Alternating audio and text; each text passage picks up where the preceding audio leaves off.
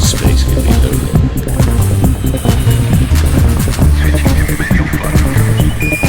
What happened?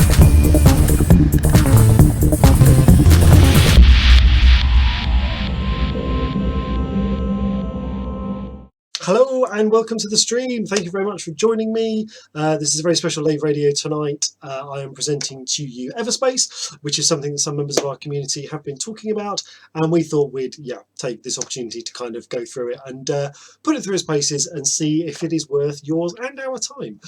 So welcome to Lave Radio. I am your host, Christopher Jarvis, also known as Commander Thane, also known as Hold My Kidney.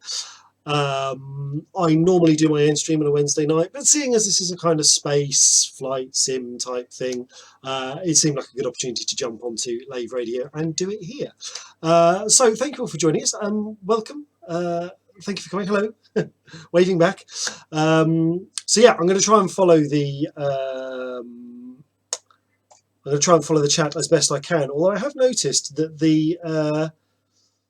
there we go. The chat on this Lave Radio setup that I've got for OBS isn't quite as easy to read as my usual one. I can't remember how I set it up. Anyway, that's fine. I don't need to. No, I'm going to stop playing with it. Okay. So yeah, without much ado, let's get into this. So Everspace is a game which began life. Well, I guess it kind of began life. I believe I have read somewhere that it is from the developers of the Galaxy on Fire series, so that gives you some idea of its kind of pedigree and where it's come from. There was a Kickstarter for it sometime in, I think, 2015, and they were looking to raise a fairly modest €225,000, which doesn't get you a lot of game development, in all honesty, and they just about doubled that. So that's the kind of situation with that, and it's a game which uses the term roguelike. I think if you're a bit of a kind of purist when it comes to the term roguelike, they've used the term roguelike wrongly, because it is nothing like the game Rogue. But what they mean by it is that this is a game where each run you do through the game is kind of procedurally generated with random encounters and random locations. And the chances are you will die and go back to the beginning and restart. So I'm at a point, I'm kind of, let me just click on the thing here. So I've been looking at this game for I'm about 7 hours into this, so I have some experience of it, but I would not consider myself necessarily an expert. And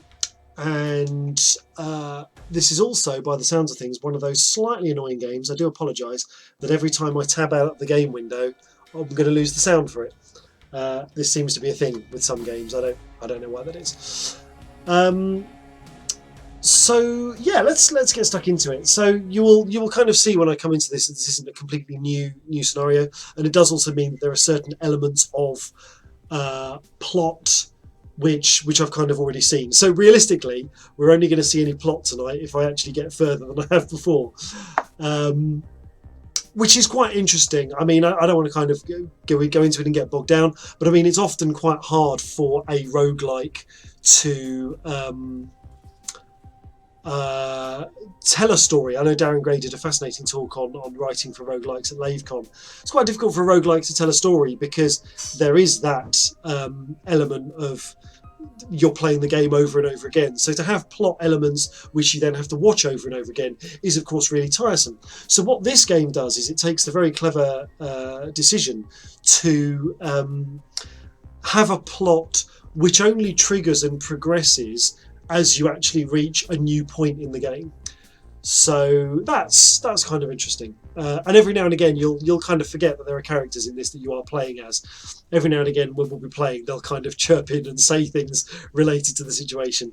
I'm also seeing that I'm getting 1 or 2 dropped frames. So hopefully this isn't going to be something that's going to plague us tonight. I might just see with this one if I can drop the graphics down a little bit, because I'm not broadcasting in 1080p anyway, so not really much point hammering it. What's going on here? Let's try that. Does that work? Is that gonna work, or is that gonna horribly break it? No, that seems to have worked just about fine. although it is going to have an absolute hissy fit when I tab out the window.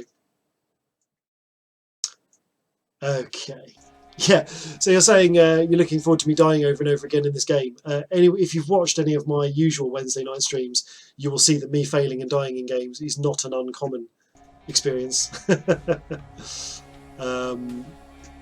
Okay, let's hopefully knock those dropped frames on the head. So between each round of playing and dying, we come back to the loadout screen.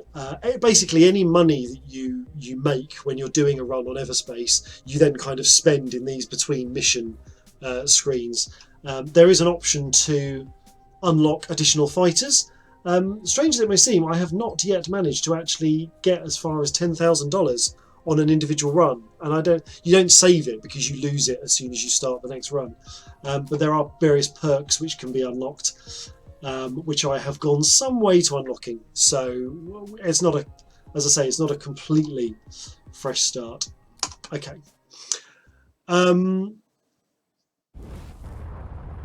Okay, so this is Everspace.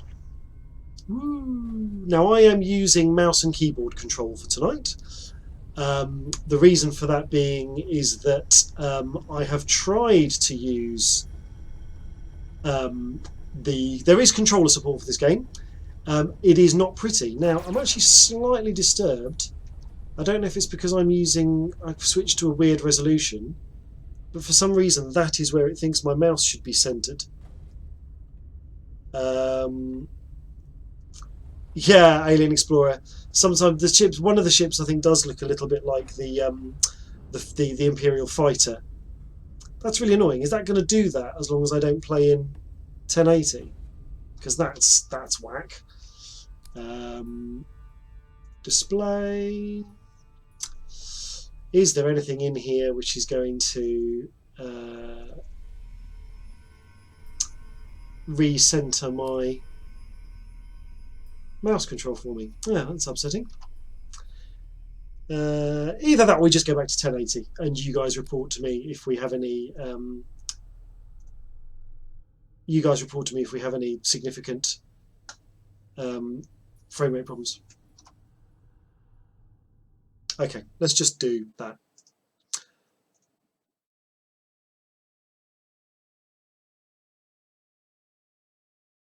There we go. Let's just go back to it. Okay.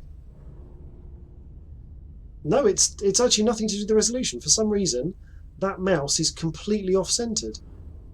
Well, that's not very good, is it? First strike in the box against Everspace.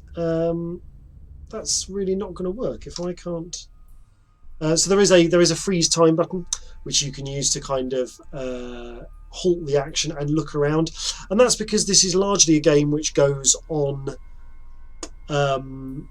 This is largely a game that goes on what you can see. Your sensors actually aren't all that useful in this game. It is very much a game that works on line of sight. So you can see in the distance there is a kind of skeletal structure of some sort of thing. Hello, Garzini. Is there a toggle option for the mouse? I don't know. I'm wondering if I switch to controller, whether that's going to fix it, and then I can switch back, because that is, I'll be honest, that is at the moment completely unplayable. So let's plug this bad boy in. Now, one of the things I wanted to talk about with this game is that it got a lot of negative reviews about the control scheme, and that's because obviously people come into it and it sort of looks like a controller game, and it looks like the sort of thing that people want to play using a controller, but actually, there you go, that's recentered that nicely. But actually the default controller settings are absolutely whack. Yeah, they just kind of don't work in the way that you really want them to. And apparently if you have a Steam controller, that can be reconfigured, but I have not found a way of reconfiguring the controls with the standard Xbox controller. So let's just, with that plugged in, let's just skip back to mouse. No, why is the mouse? Let me just, okay, let me see if, sorry, this is going to go crazy for a while because I'm using the I'm going to use the Steam forums and see if there is anything going on. So bear with me. Let's have a look at this. Okay, so mouse off center. No, nobody else has had the problem. Mouse aiming drift to center. Where fixed, both fixed and free reticule. Okay. Okay, maybe there's a fix for this somewhere in here in the controls. Mouse centered crosshair. Let's try that. I don't know if I'm going to like this thing. I'm not sure I like that. We'll try it. We'll try it. We might be stuck with it for tonight. Okay, so first glitch sort of ironed out. Right, so down there we have an outlaw drone. So this is a game which, let me just freeze the action for a minute. This is a game which has drawn some comparisons to FTL, because the idea of the game is that you're travelling through systems, and after you've kind of explored everything there is to explore in your current location, you jump onto the next location, and you are sort of making your way forwards towards an end goal. So you have a limited amount of time in each sector, which is why it's really interesting that the game has given you this freeze mode, so that you can sort of have a look around and see where all the points of interest are before you sort of use up all your time. Just looking to see if there's anything else. I mean, there's a structure, there's some sort of ship down there just directly ahead of me, and there is another one up here. Now the one down there has an enemy, so let's do that one second. For the time being, let's have a look at this one up here.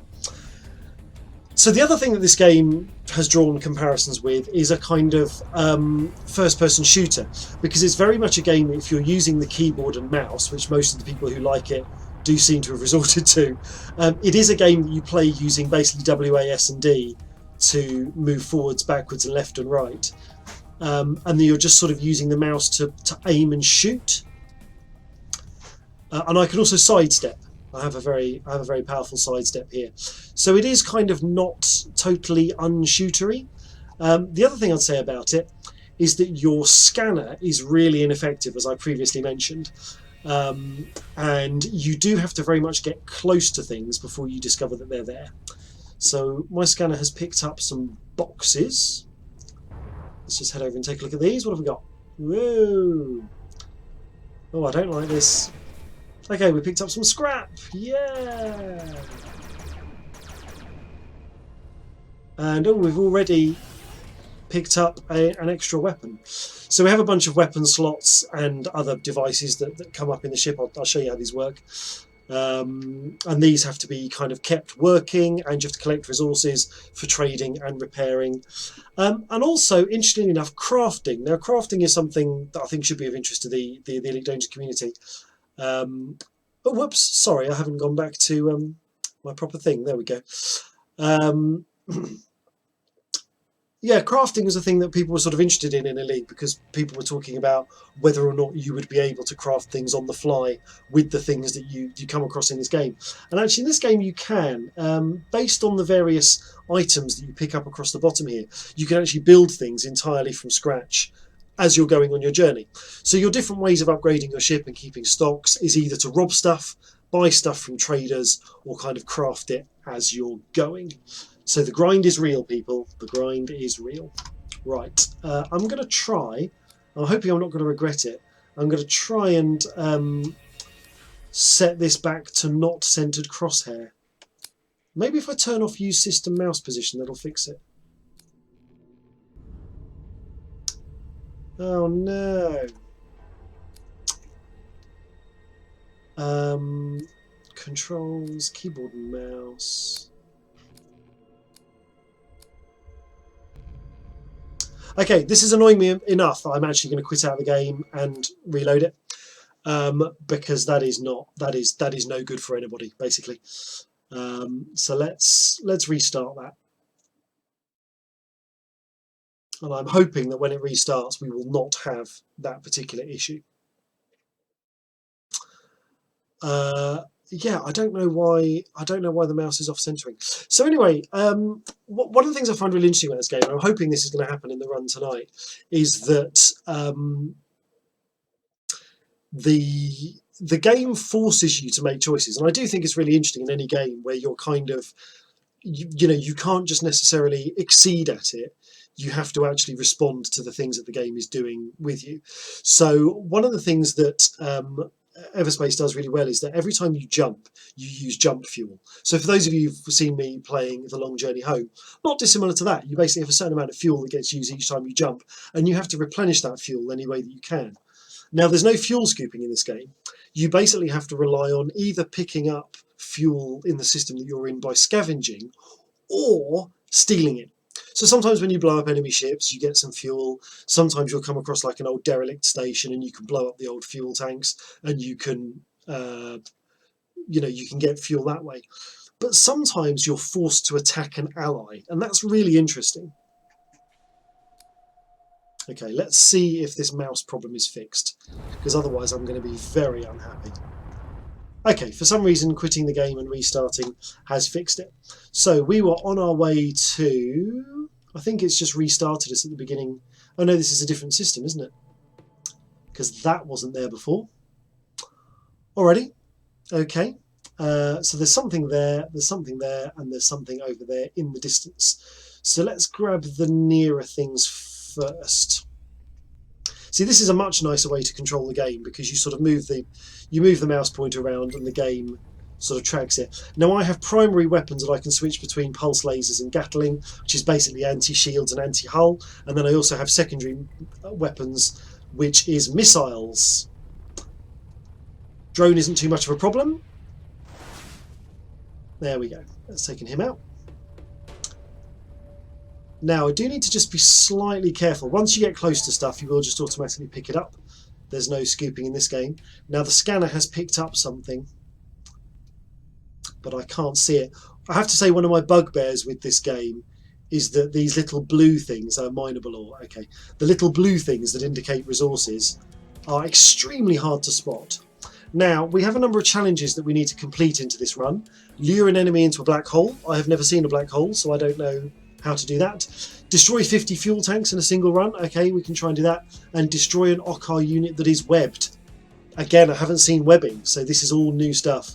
I've completed all of these various things previously. So this is for cash bonuses at the end of the run.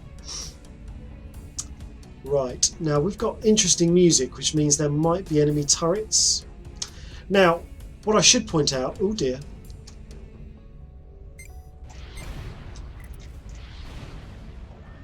Oh dear, hello, where'd you come from? So a bit of a...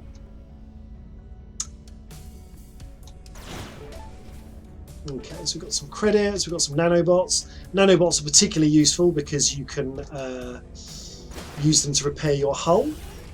We've picked up a beam laser, an upgraded beam laser as well. It's got a little plus next to it. Now, so should we head for... Where was I? Yeah. Let's head for that mineable ore, wherever it's gone. But as you can see, I mean, one of the things I like about this game is it is very pretty. I mean, I know we're used to kind of pretty graphics, but I think that Everspace has its own quite distinctive art style, which is really good. I'm also dropping frames again, so I'm just gonna...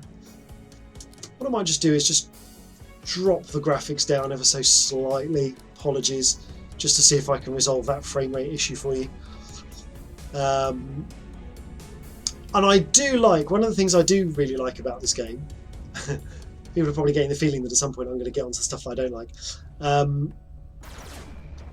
I do really like the way that, similar to something like Descent, I like the way that you're kind of flying your ship inside these structures to explore it.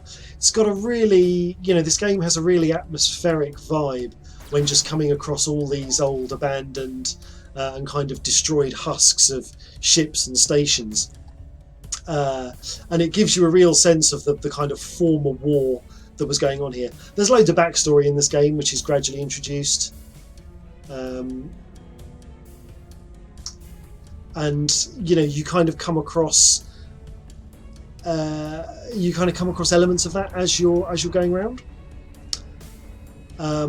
The mining is, I would say, I think it's inevitable tonight that I'm going to be kind of comparing stuff to Elite Dangerous as a bit of a touchstone. I would say that the mining definitely feels less grindy than Elite Dangerous, but that's kind of offset by the fact that the entire game feels very grindy, and you'll probably see what I mean in a minute. So which way have we just been? Have we just been that way? So there's something over there, so sort of this direction. No, where was it? Oh, I've lost it. Was it down there? Okay. Bewilderbeast, do you find the combat satisfying, the moment-to-moment stuff? I sort of do, with the caveat that at the moment I've sort of hit a bit of a brick wall with the game, where once I get to, say, Sector 3, I'm finding the combat extremely difficult. Like once you get up against the ships, which are marked as, funnily enough, elite, the elite units, I'm finding that it's extremely hard not to just get instantly ganked. And you know, I don't know what to do about that, other than obviously kind of get good. But if I have a criticism of this game, I would say that a good roguelike is theoretically you should be able to complete a good roguelike like the first time you play it. Like theoretically you could go into something like so let's talk about Invisible Ink, because I love Invisible Ink and I've been playing it a bit recently.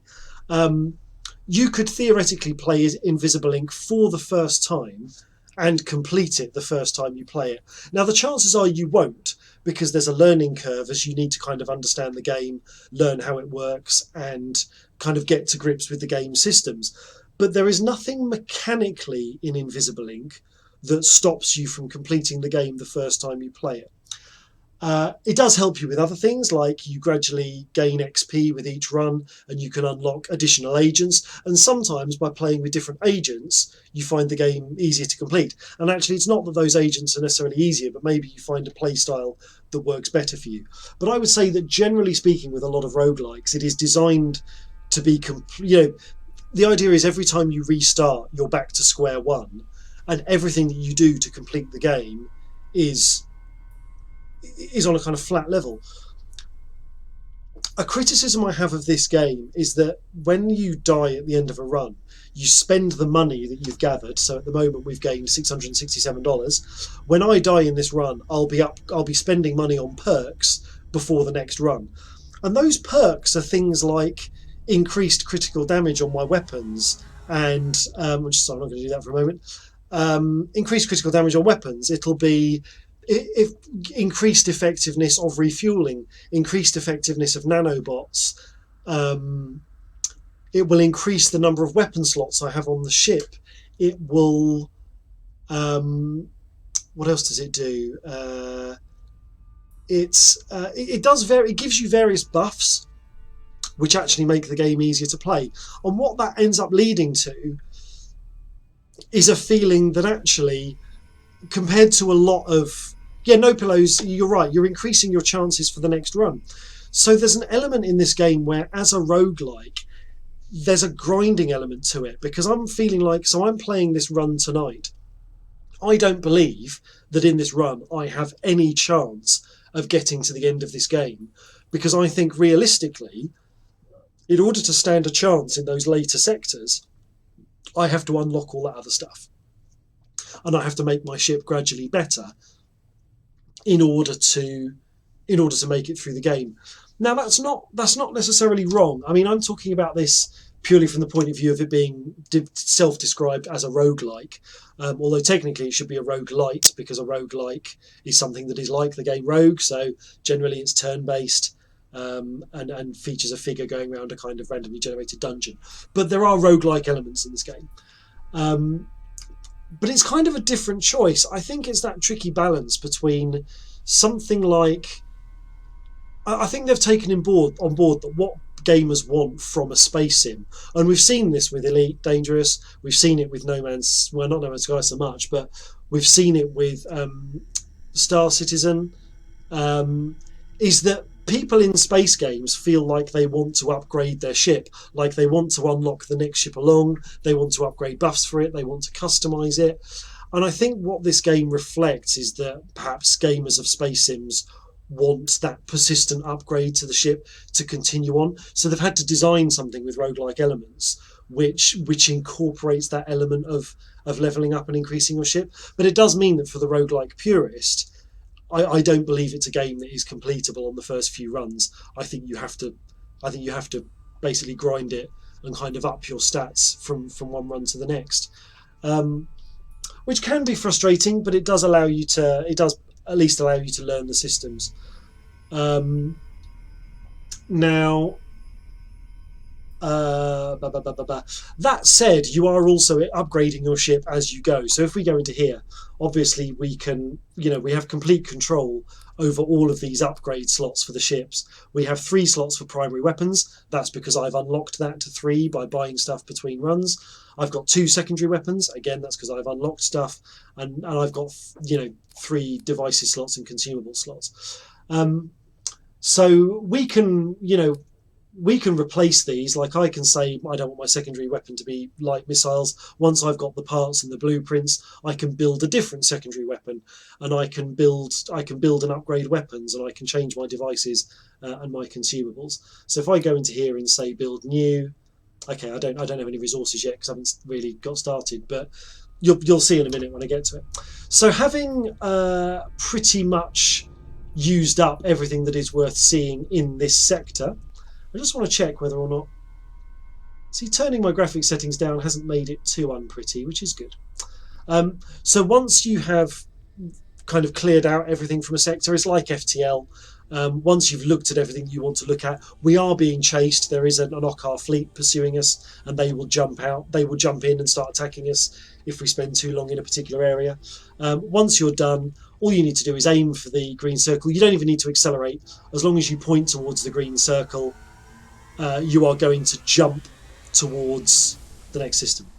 Bewilderbeast. Roguelike is a very overloaded term. Permadeath, procedural generation, turn-based, resource management, exploration, and discovery. Yes, all of those. I think roguelike is... I think I agree. Roguelike is a very overloaded term.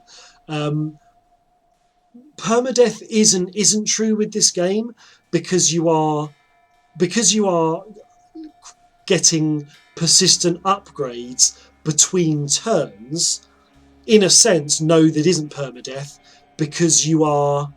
Yeah, no, below is roguelike, unlike. I mean, Darren Gray and Epion, who are producing the Jupiter Hell roguelike, they kind of said that games should be called roguelike-like. So it's like a roguelike, but it's not actually a roguelike. And the other one I've seen games describe themselves as is rogue-lite, which means it has rogue elements, but it is not a rogue-style game. But I would say the fact that you have persistent upgrades between runs kind of means that Everspace doesn't really have permadeath. Procedural generation, yes, very much so. Every time you jump into one of these systems, you are going to come across, a random setup, random enemies, random locations to look at. Turn-based, no, it's not turn-based. Resource management, yes, in a sense, because as we're going around, we're farming resources. So we're gathering all these icons across the bottom: nanobots, scrap, gel, compound, power cells, processors, crystals, gas, ore, plasma, dark matter, dark energy, and access keys. We have to choose whether to spend those items on upgrades or repairing the ship, or whether to sell them to traders in return for other stuff. So yes, there is an element of resource management in terms of the stuff that you come across. And I'd say the other thing that is like a rogue game is that sometimes enemies, when you shoot them, drop weapons, and you can sometimes get upgrades by upgrading the weapons that you pick up, or you can scrap them for resources. Exploration and discovery, I would say that's the heart of this game. In a sense, it's not exploration and discovery, because as you can see from this jump gate menu, I'm very much being pushed on a linear journey towards this jump gate at the end of the star system. So in a sense, it's not exploration, but it is very much exploration in the sense that when we jump into a location, we are going to be exploring it very much in first person. And this is in a sense, this is really true exploration.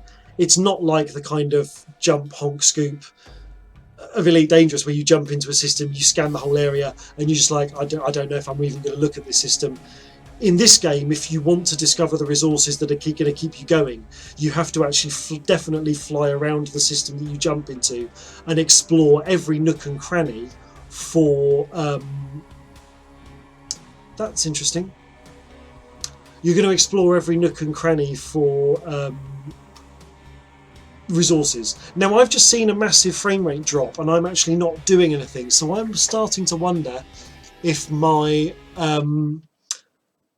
I'm starting to wonder if some of my frame rate drops aren't caused by some other background system on my PC, because that would be upsetting. So let's just keep an eye on that. Hopefully we won't have any more problems. So let's jump to the next system. Basically, from my currently upgraded scanner, I can see that there's a service station here, but these yellow ones are medium risk jumps, whereas these nice pale ones are low risk jumps. So I'm going to go for a low risk jump. No pillows. No modular terminals. I don't know what you mean by modular terminals. So tell me what you think. Now, this is one of my favourite environmental types. I love these jagged floating rocks. I think they're very, very cool looking. Okay, so we have something over to the left. We have something at about 11 o'clock. And we have something over to the right, which looks reasonably friendly. G&B are a kind of friendly corporation. Oh, there's a bit of a battle going on here as well. Should we jump in and help G&B? I'm sure that drone will be dead by the time we get there. Yes, it is. Let's see if it dropped anything. So G&B are a corporation. They're sort of friendly, although it's very easy to fall out with them. Oh, they're shooting at something. Oh, I don't know. Whatever they were shooting at has dropped stuff. Oh, a time extender. I want a time extender. That's awesome. Oh, elite joke concerning resource gathering gone wrong. Okay, cool. So one of the things that I would say is really interesting about this game,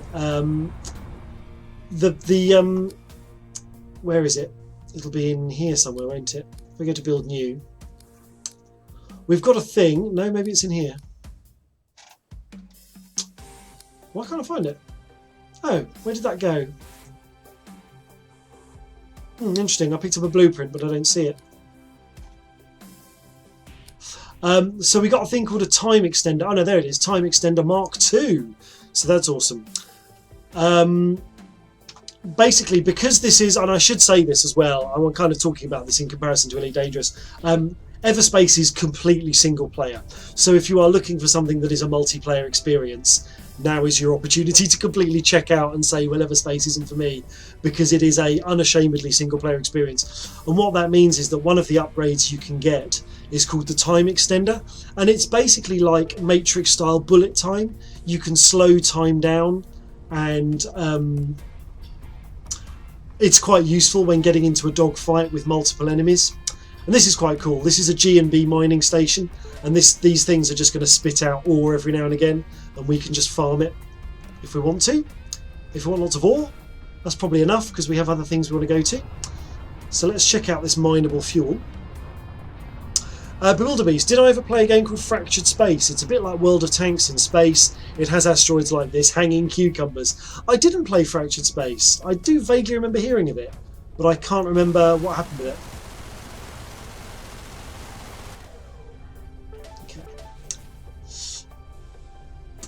So that's just more ore that's showing up on the scanner. So let's head to some of these other things that caught my eye. Oh, what's that? Oh, that's the G&B supplies transport. Oh, you meant Free Space also had nebulas with rocks like this. Bollocks, I meant Freelancer. Yes, I mean, I have to say that if this game is similar to anything most, it is most like Freelancer.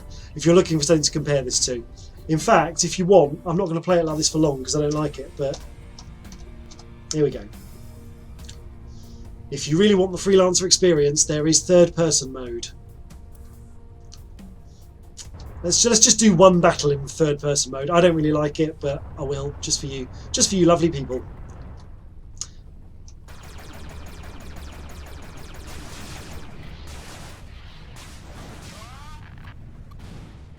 Okay, he's gone.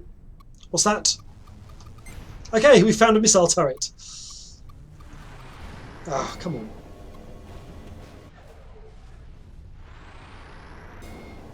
Okay, so picked up a new weapon. That's kind of cool. Yes, the one thing you didn't like about Freelancer, the third-person view. Some people like it. I mean, obviously all the videos they've released of this game are in third person. I have to say I don't particularly like flying in third person. But it is there. Okay, so inside this hulk somewhere is stuff I can pick up. Credits. Better value by weight. Okay, so this is the ship's AI that occasionally talks to us. Can I sneak in the gap? Yes, I can just about sneak in the gap. Credits are merely numbers to me. Oh, what's that? Teleports your ship forward. Looks like I can't... Oh, okay, so there's a class restriction on its scout. So what I can do is I can salvage this for parts. 8 scrap and 5 plasma. So that's fine. There's also a fuel cell in here, which I do not want to blow up while I'm inside. So I'm just going to back out. Oh dear.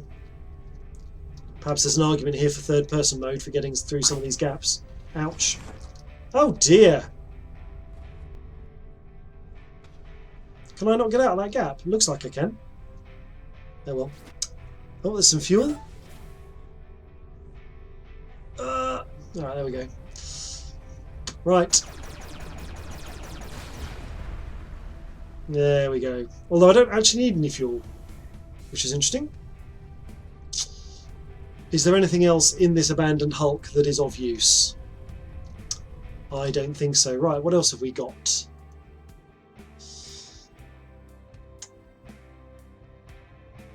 A horrible feeling that's virtually everything, but I don't know, I feel like there should be more in this system. Have we seen that? That's right above us. Oh, we've got some... Oh, we don't need fuel. But there is mineable fuel, should we want it. This looks like Thunderbird 5 had an unfortunate accident. Let's head inside this. I have to say, as someone who used to do some diving, I really like getting inside these old wrecks because it reminds me of wreck diving. Only without the danger of drowning. Okay.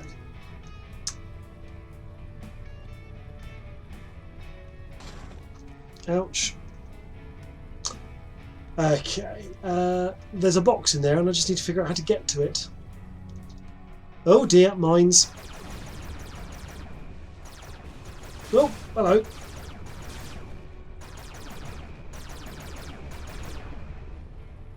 I like the way the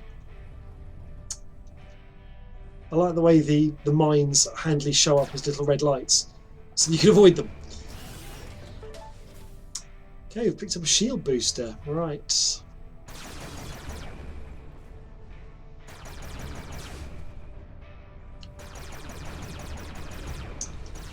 So it's definitely got, I mean, with the WASD controls and with the kind of flying around inside these environments, there's definitely an element of descent to this game.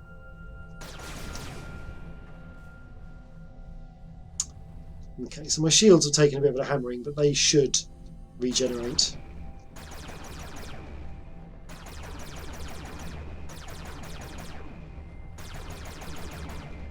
Oh, come on. Fine. Fine, if you're flying off, you're flying off. So that's mineable fuel. Now, one thing that I would really like from this game is a better scanner, because it's all very well having these little icons and circles at the edge of the display, but they are really hard to see. So that's kind of a frustration. But I think we're kind of done here. I think really we just need to leave. What I'm just going to do is go into repair. I've got some nanobots, so I'm just going to repair my hull because I've been a bit of an idiot. That noise means that the pursuing forces are heading for us. So let's get out.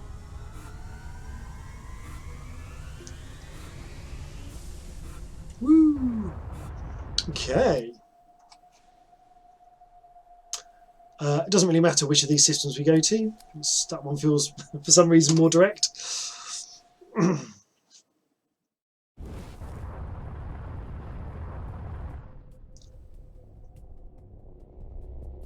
Okay, they're a bit too close for comfort. Yeah, they've seen me. They've seen me.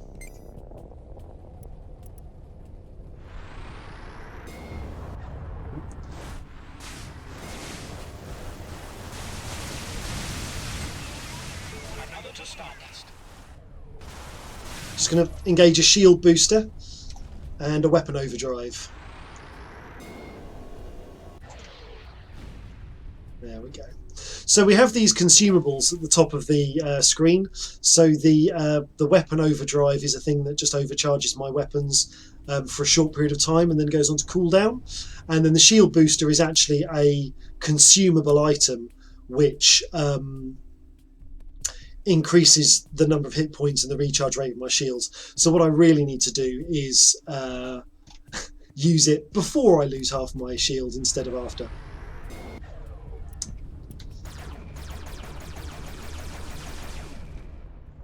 So things glowing in gold can be shot at.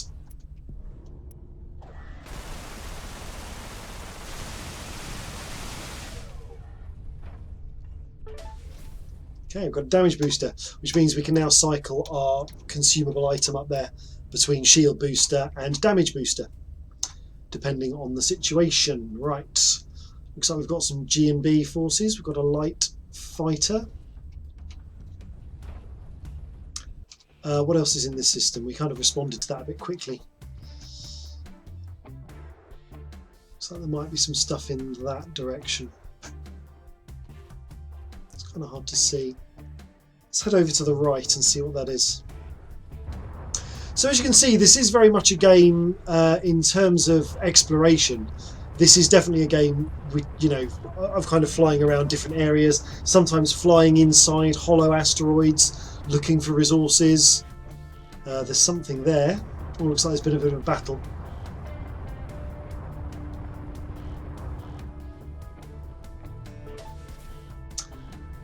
It's very arcadey compared to Elite Dangerous. It's definitely not anything like a kind of hardcore, hard sci-fi space sim.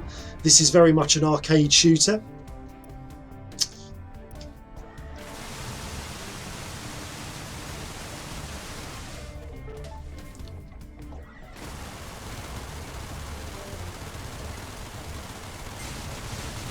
Oh, where'd you come from?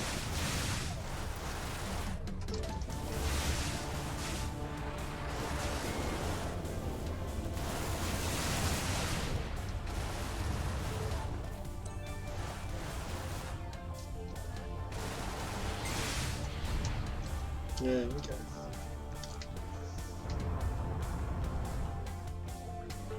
The only thing about engaging all these extra things is it does make the game harder to see. Yes, first-person shooter in a spaceship, definitely. Although, I mean, it's kind of still not... I mean, people say it's a first-person shooter. It is still definitely a space game. But what it reminds me of more than Elite is it reminds me of something like if you ever played Colony Wars or Colony Wars Vengeance on the PlayStation. They were quite nice little space shooters. I mean, it's even not a million miles away from something like Wing Commander. I mean, a very different Bagazzini black hole. Oh no, it's a bit of grit on the scanoscope. Yeah, absolutely. I mean, the plot is obviously on a very different scale to something like Wing Commander, but it's not a million miles away. I definitely think the ship heads-up display in the cockpit definitely takes some nods from Wing Commander. Now that's a big rock. I'm prepared to bet we can fly inside that big rock. There must be something in there. Look at it, it's enormous. So the trick with these is finding a way in.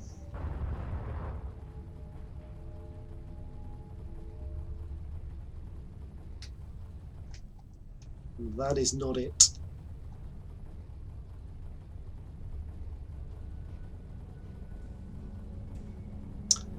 I'm actually slightly surprised that my scanner hasn't told me this rock is mineable, because it's so big.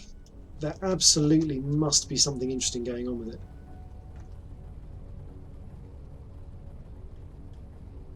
Whoa, look at that lens flare.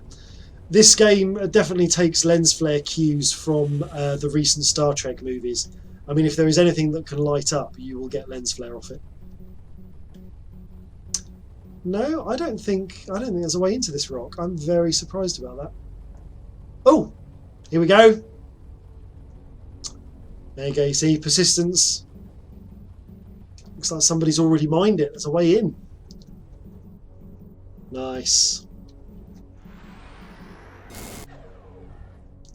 Energy core extension. So this is a passive device. Just increases my overall energy core. Okay, that's cool. I don't think it's going to be more useful than the adaptive armor or the weapon overdrive or the shield though. So I'm just going to salvage it for parts. And fly out the other side. There you go, my faith was rewarded. Is there anything else in this system? No, it looks like it's time to get out of dodge. Interestingly, when you're trying to go to jump, if enemy ships are firing at you, for every laser bolt that hits your ship, you lose about 10% off your jump drive. So if you're really under heavy fire, you can't escape, basically. Okay, so this system is slightly different. We need to head to the jump gate and interface with it in order to basically get out. And there is a trader. Let's go have a look and see if we can do any business with the trader. So we just have to get in range of this light. Merchant ship. Okay, we can get some shield breaker missiles. We can buy some shield boosters for 7 compound. We can get some gel for 300, and we'll do that because resources are always good. Crystals are generally better than scrap. Shield booster. So what I'm just going to do is I'm going to check how much it costs to make a shield booster. It costs 1 gas, 2 scrap, and 1 power cell. So actually, buying shield boosters for 7 compounds possibly isn't very good, I'm going to say. Although having said that, we have a lot of compounds. And we don't have much of anything else. Let's do it, fine. Shield breaker missiles, yeah, why not? Buy them. So now we have a different secondary weapon, which is cool. Alrighty, we have lots of enemy ships. Although they're at different ranges, so we might be able to take them out one at a time. And they've seen me as well. So let's overdrive the weapons and the shields. Oh, come on.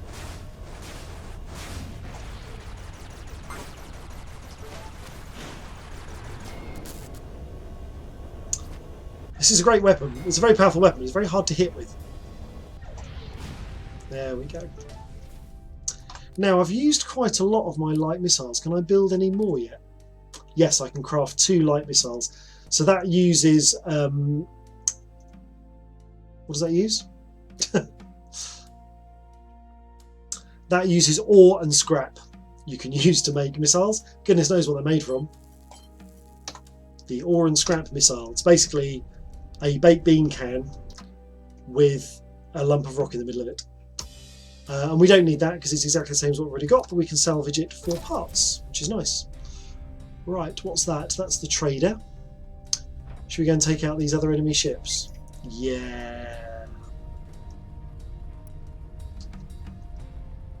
Stick on the shield booster before we get in range. Oh, they're fighting somebody else.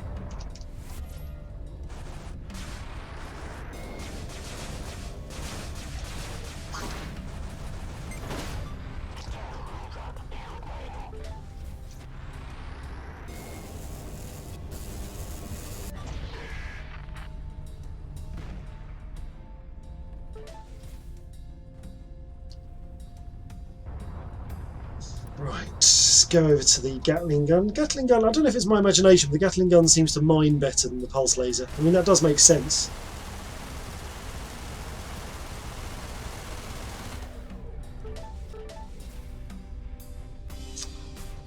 What we got down here? We've got a freighter wreck. Nice. Hopefully there aren't missiles around here or anything.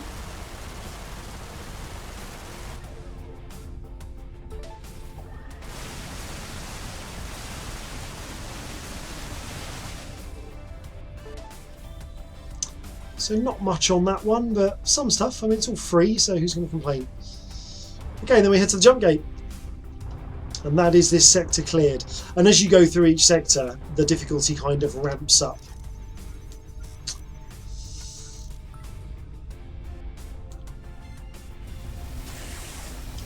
So I definitely think the game has a lot of similarities to something like FTL. Okay, what should I expect in this sector? A very high chance of raiding outlaws and belligerent ochre. Sorry I asked. Okay, as I say, every now and again, the game reminds you that there are characters. Garzini, I assume you can't go back to a previous sector. You assume right. This is a game which is pushing you onwards. Like a lot of kind of rogue-lite games, there is this concept of an Okkar fleet that is basically chasing you and basically forcing you to sort of keep going.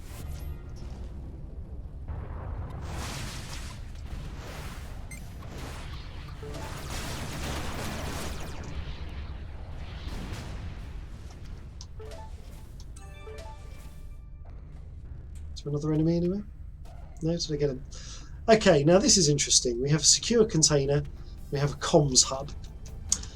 Now there are lots of interesting things in this universe which get interfaced with in different ways. If I can get close to this comms hub, it's going to give me a scan of the local area and add loads of things to my radar, which is really cool. And it might even unlock these secure containers for me, you never know.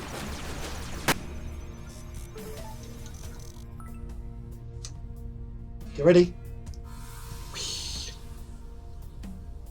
Okay, so we have information now about the local area. Now, what I was going to say earlier that's really interesting about so we need a key basically to unlock those containers. Okay, fine.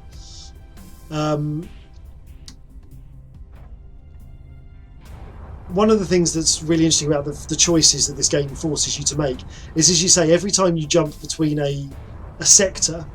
Not the big jump gate. The big jump gate doesn't use fuel, but the little micro jumps that you make, they use fuel, and you have to obviously refuel before you can jump. Now, sometimes there just isn't as much fuel to collect as you need to actually jump, which then forces you to look at your... Oh, where's that then?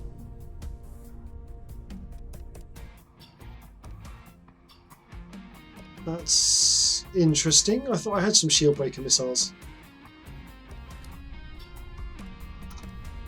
Oh, I've got the maximum amount of shield breaker missiles. Okay, fine.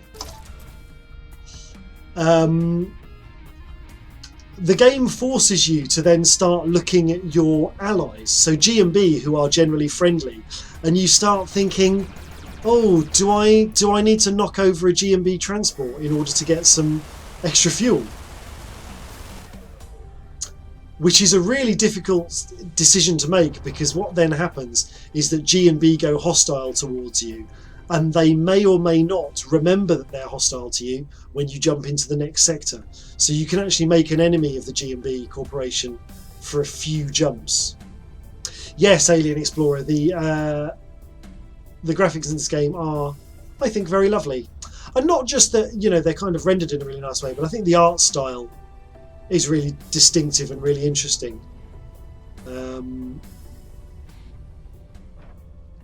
I don't think I can do anything else here because I don't have access keys for those secure containers, and I'm not going to rob the G&B transport. That would be a bad idea.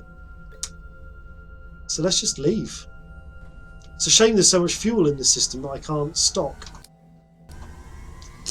G&B, Goliath National Bank, yeah. No, G and B. Somewhere in this game, because there is actually, okay, let's offset the stuff I've been saying about the game that is good with some of the stuff that is not so good. This game has a huge and rich backstory of different races and different events and different corporations, which frankly it singularly fails to communicate through gameplay.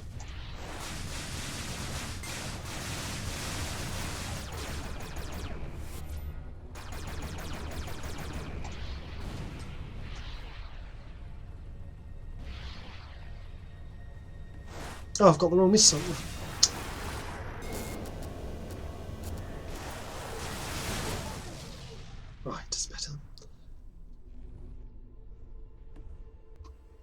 Okay, we have a Weapon Overdrive Plus. Yes, let's install that.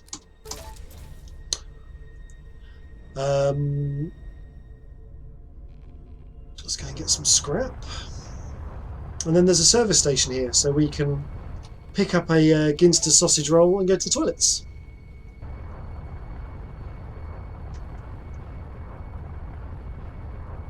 So, for example, if we were really desperate for fuel, which at the moment we're on about 75%, there's a drone down there, these are fuel tanks, and if we blow those up, there is loads of fuels floating around that we can, but basically it's very much a hit and run, because there's all these G&B fighters. In fact, there's an elite G&B fighter there. Or we can steal this container, which belongs to G&B, and then we basically have to leg it as fast as we possibly can, because that is not a good idea. Okay, we can repair for money, which is useful, and we can hit the shop. Yeah, or in scrap, might as well, it's only money. Money is not actually much use in this game in the middle of a run. Oops, wrong button. Other than to deal with service stations. Oh dear, sorry. Okay, we've got stuff to explore here. Although, should I deal with that drone first? Maybe I'll deal with the drone first.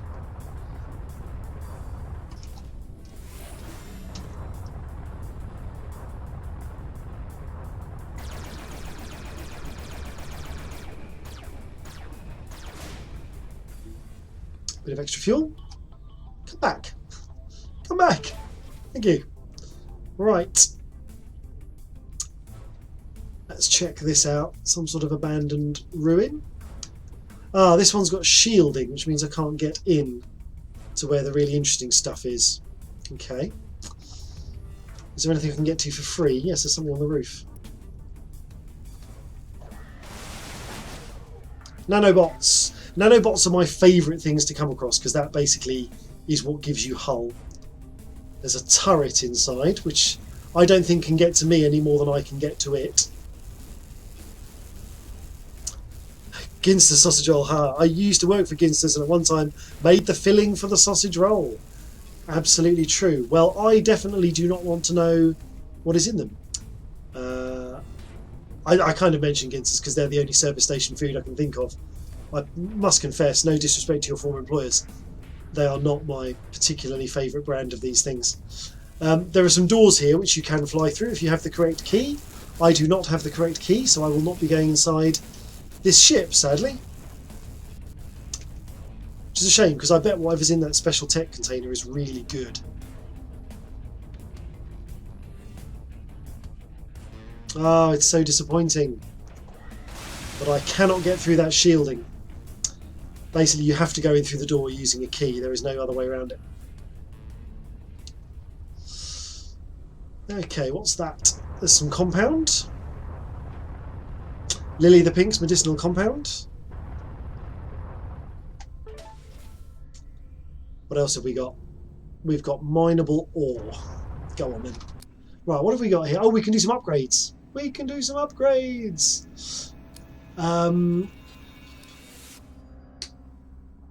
No, let's not do that. Let's upgrade the pulse laser and give it a shield damage mod and a fire rate mod and another fire rate mod. So there you go. We now have a level 3 pulse laser, and I can build some new light missiles because they're very useful and I'm short on them. And I can also build nothing else. Cool. Okay.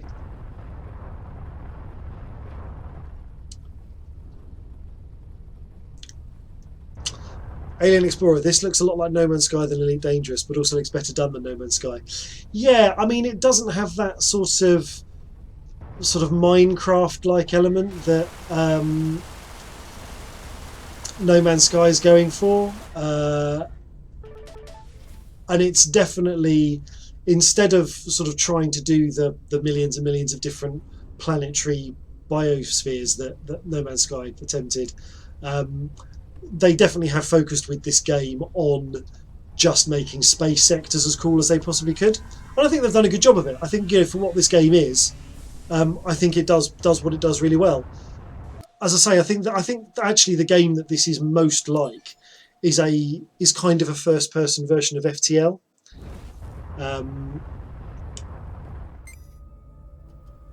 Okay, let's just time freeze for a minute. This is a very messy-looking sector. It's very pretty. What have we got? We've got a possible mineable asteroid there. We've got a minefield, so we've got something to look at here just on the right, and then we've got something dead ahead to look at. Have a good look at my ship. There we go.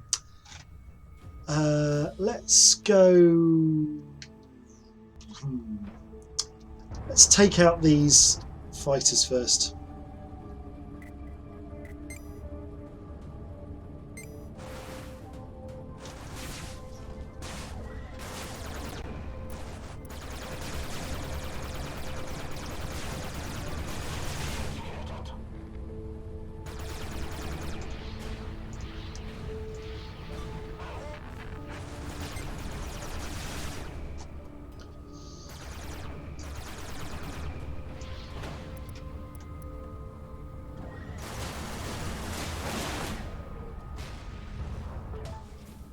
Right.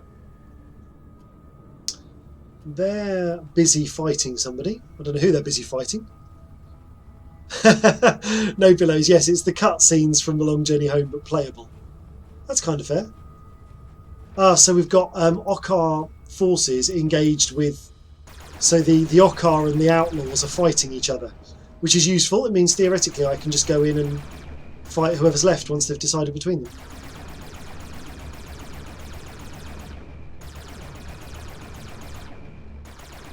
Clear some of these mines out so I don't get any nasty surprises.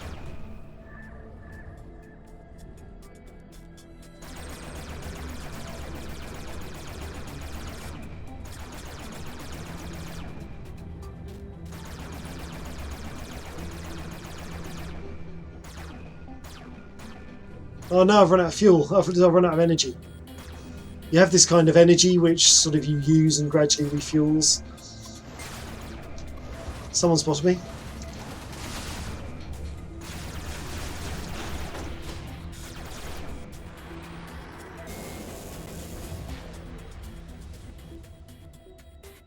Is that it? Is everybody dead? Excellent.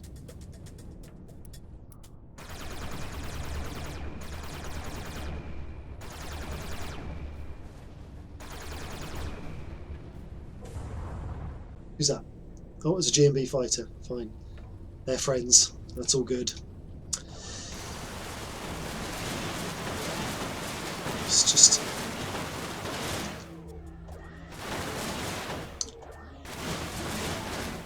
I love the fact that, like, a derelict part of a spaceship is defined as mineable scrap. That feels like a euphemism. Like, you know, recyclable remains. Some gas in there.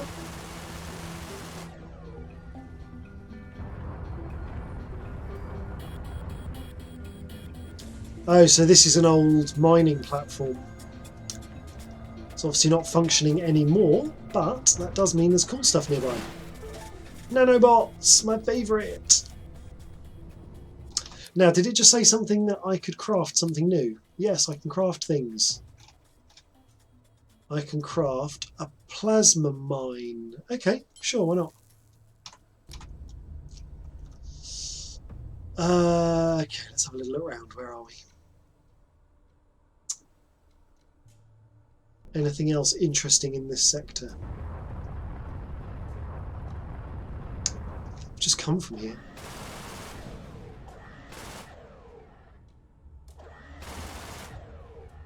Space Lenin. This is what I miss when I don't have broadcast notifications on. Yep. Yep, yep.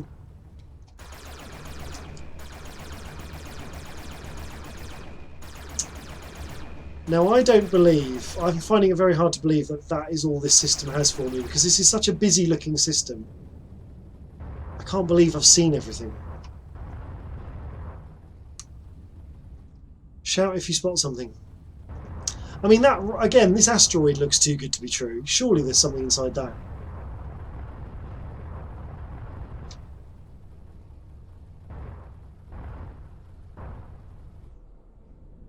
Yeah, there's something. Oh, oh no! Help! I'm stuck in a rock! Right, so where's that box if it's not inside that bit? There it is. Okay, we've got a pulse laser MX. Shield DPS is slightly better, but not by much. It's better than the beam laser Mark III, so why don't I swap those and salvage the beam laser? And then I also have a shield plus, which is better than the shield, as you would expect. Nice. So that rock was worth... Yes, Minox. Space Lenin, have you unlocked variant B on the ship yet? I have not. Oh dear. Incoming. I have not unlocked any additional ships on this game yet. Because I'm just finding that $10,000 seems to be quite a lot to get to on a run. I think the most I've done is about 8,500. Okay, this is the end of Sector 2, so we are getting to the point. Sector 3 is as far as I've made it in this game.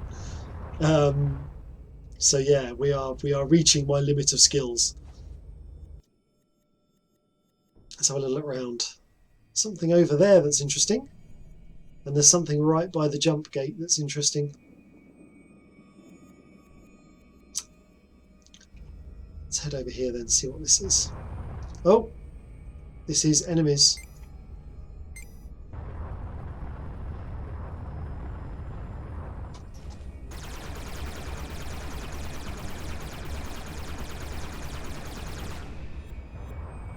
Credits. Oh, mines. It's that slightly worrying moment where you realise you've just driven into a minefield.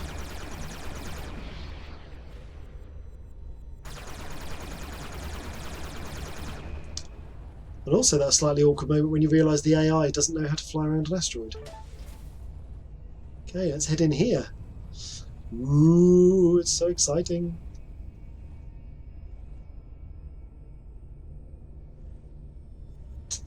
Okay, so we've got, what's that? We've got a sentry drone. We can go. Right, where's this mineable stuff?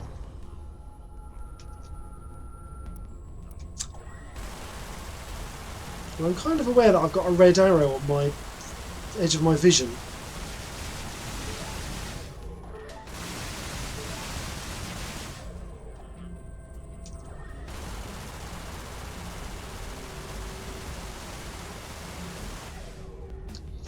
All right, now it's telling me that I can craft stuff. What can I craft? I can craft a shield charge drone. That might be useful. I've not had one of those before, so that's kind of cool. Wow, look at that. That's really cool. That is very cool looking. As someone who is a fan of the old Alien art style of the ships, I have to say some of these old wrecks are amazing looking.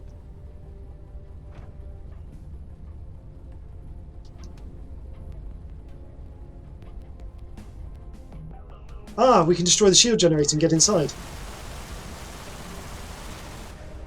Awesome. Oh, I think you get loadout B when you get to Sector 5. Unlocks a bitchin' beam laser. Nice. Right.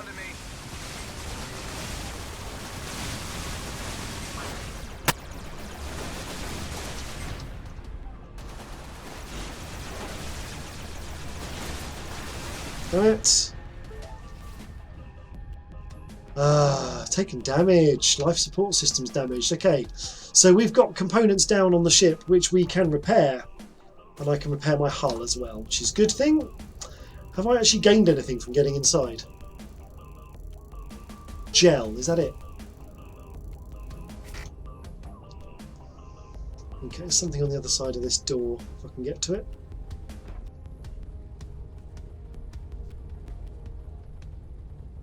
Can I get in there? Oh no! It's in a room I can't get to.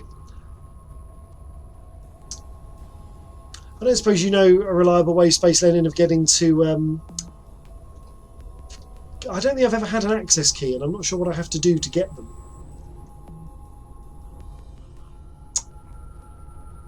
Oh well, looks like that's not for me. Let's head to this other one.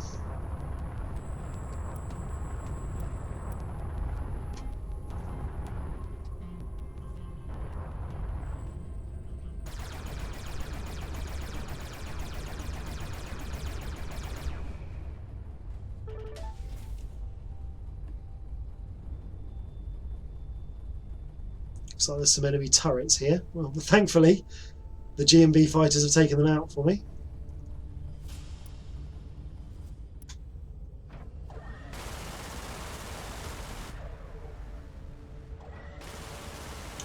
Take out the shield generators and head inside.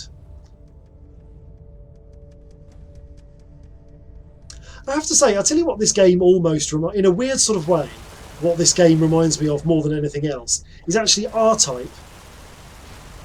Which I know R-Type is kind of a scrolling, you know, side-scrolling shooter.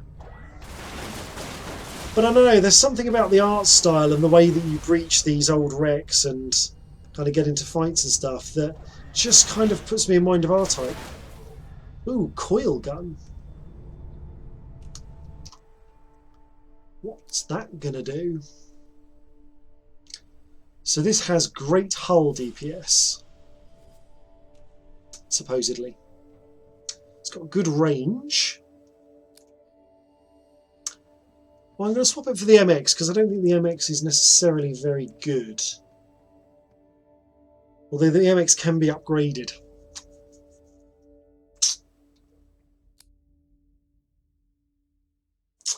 Let's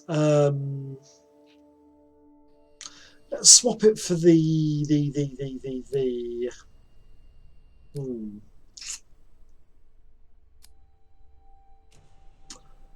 I'll swap it for the Pulse Laser MX.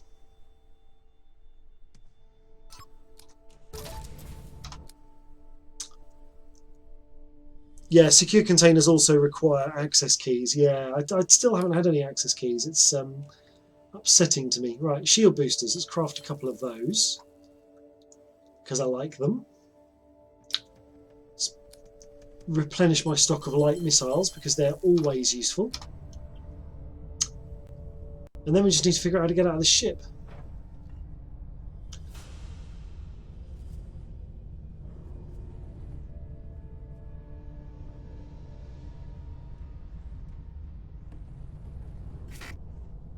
Oh, that was that other thing that I can't get into. Okay, fine.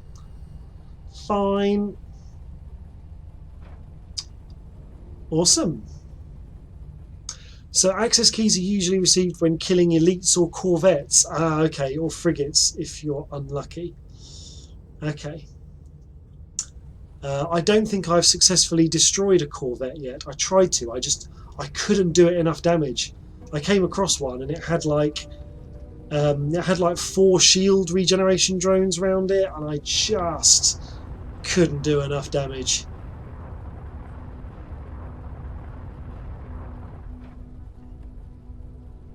Is that the thing I was at before? Or was that a different one? Let's go and have a look before we leave.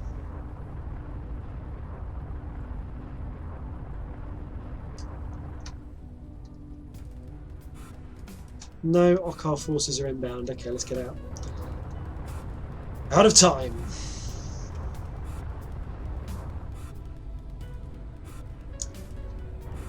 I'm also aware that I'm getting a little bit desperate for fuel. You need to hide among asteroids and wear their shields down, then spam missiles or corrosive missiles. Yeah, I got the idea that maybe missiles were the way forward.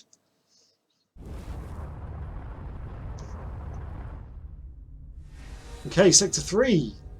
We have elites. Let's go this way before somebody spots me.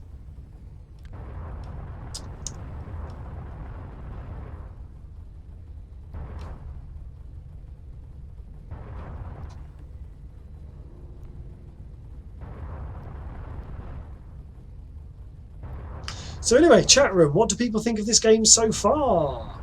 I am going to be doing a kind of summary review for it at some point on Lave Radio's YouTube channel, such as it is. But yeah, tonight is an opportunity for a kind of slightly broader look at it than just a 5-minute review. So, be very interested to know what people watching think.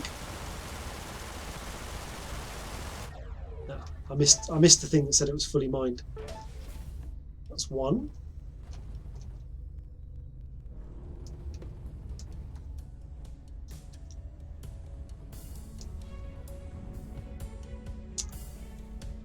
Where was that? Where did I just see that? There it is. There it is. Ooh, credits! Credits, credits, credits! Space Alien, it sure streams better than Planet Coaster. Yeah, I'm having real problems with that. Real problems.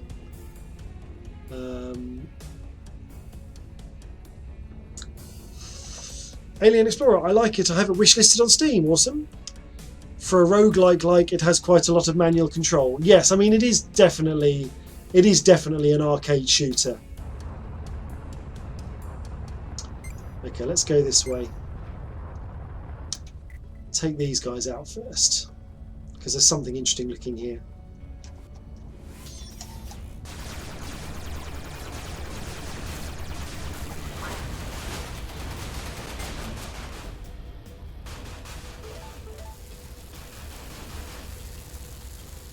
What the hell? Pulse laser, let's just salvage that. Something is shooting me. What is shooting at me? Oh, it's my... it's a shield charge drone. That's what's shooting at me. That's fine. I don't mind that quite so much. Okay, we've got a comms array, which is mined. Let's just clear out some of these mines. Commander Wotherspoon, I think I'll wait for Infinity Battlescape. Okay, that's one I need to check out.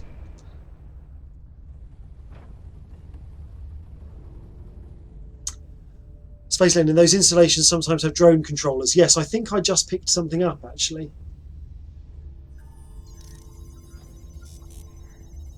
Okay, these guys are getting close. I don't know what they're shooting at.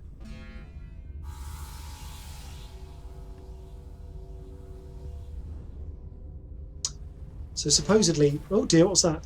Supposedly that's added something to my scanner. Got some dark energy to pick up. Fuck.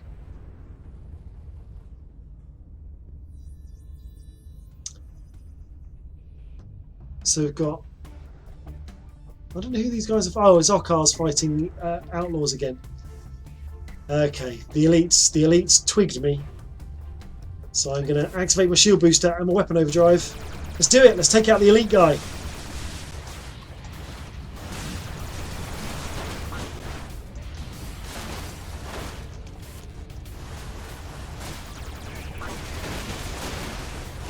Oh, come on, don't give me that. Don't give me that.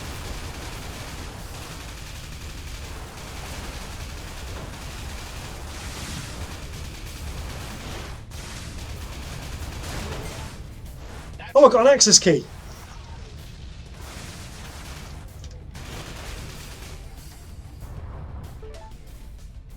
Okay, I've taken a lot of damage off the back of that.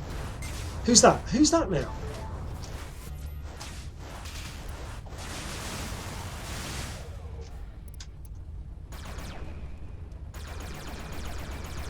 Right, come here.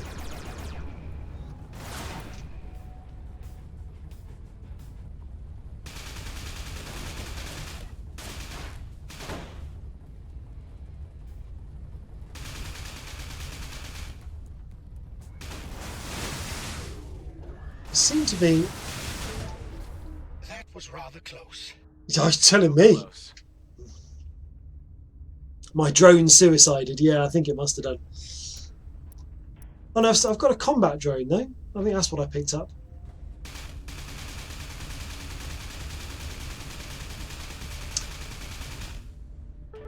Now it looks like I've got something offline. Let's have a look. What have I got offline?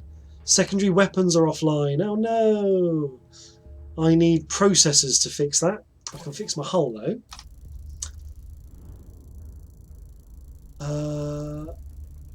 There's a tech container, which is good.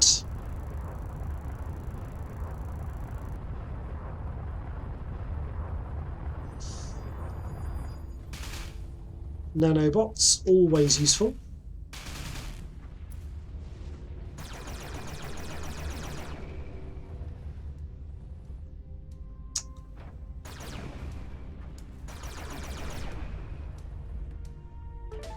Right, let's go and pick up the rest of that stuff before the Okkar show up. Oops, that's what the mines do. Unsurprisingly.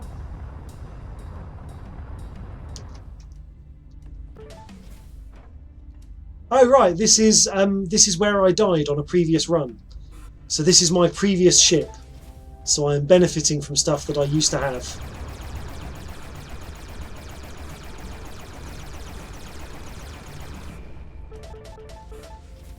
Time to get out.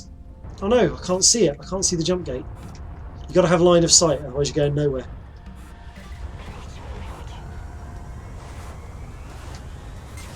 Ah! Come on, run, puppy. Okay. That was tenser than I wanted it to be. Okay, so we have a choice here between a medium risk area with a natural hazard or a low risk area. I think I know where I'm going. Not already plundered. No, my shipwreck had not already been plundered. It was saved for me. Oh, this is pretty.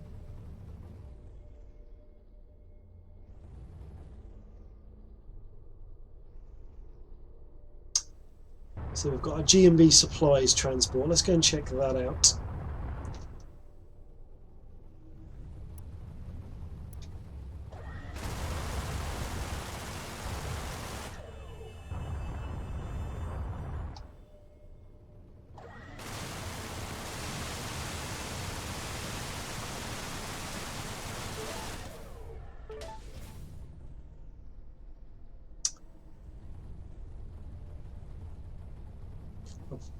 I've lost my way. I've lost my way. Where was I going? Oh, lost my bearings. Hang on. That's where it is. It was up there. Yeah, I do think I think one major improvement to this game would just be a better scanner. Just a much better scanner. Now, interestingly enough, I don't think I have enough fuel to jump. So I am going to be looking at trying to find a source of fuel from somewhere. I would rather not have to knock off G&B at this point in the game, seeing as I'm doing so well. Ouch. Right, I might just let G&B take out some of these outlaws for me. It's good when you can use NPCs to be on your side. Particularly since the G&B have got an elite fighter.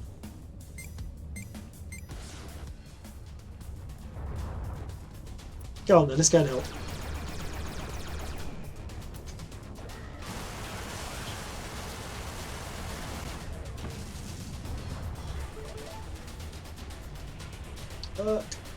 Yeah.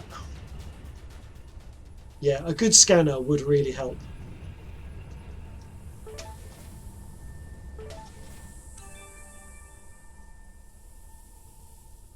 There was something around here. There it is. There are unlockable mods that give you unlimited scanner range and a debuff. Why have I got more incoming? Okay. A debuff? What do you mean a debuff? What, it makes your scanner better but worse at the same time? Right, I'm going to head back over to the G&B people for a little bit of cover and support. Because I think those enemies are going to be coming this way. I have just about, I think, picked up enough fuel to jump to the next sector.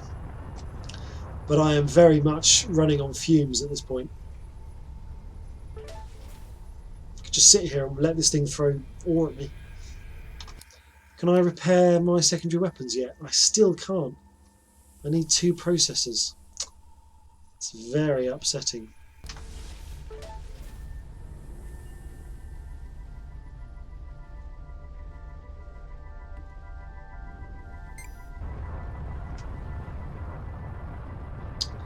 Oh, there's a webber. Now I've got some sort of challenge I need to do with webbing. Destroy an Okkar unit that is webbed.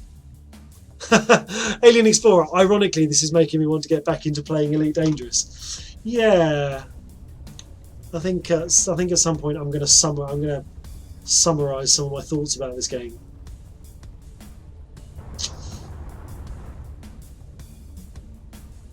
Let's just see how far I get in this run.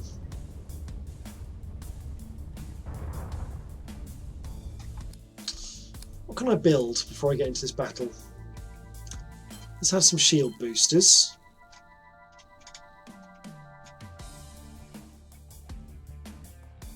Okay. There's no point doing secondary weapons. Oh, I can upgrade my coil gun maybe? Upgrade fire rate mod.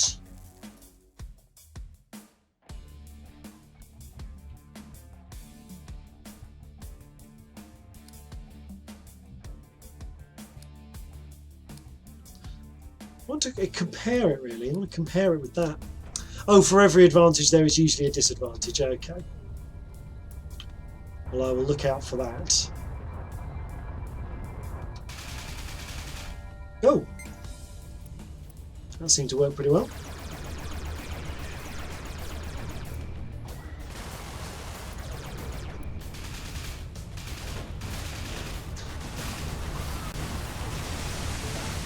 Okay, so this new weapon definitely has much less of a lead on it than the Gatling gun.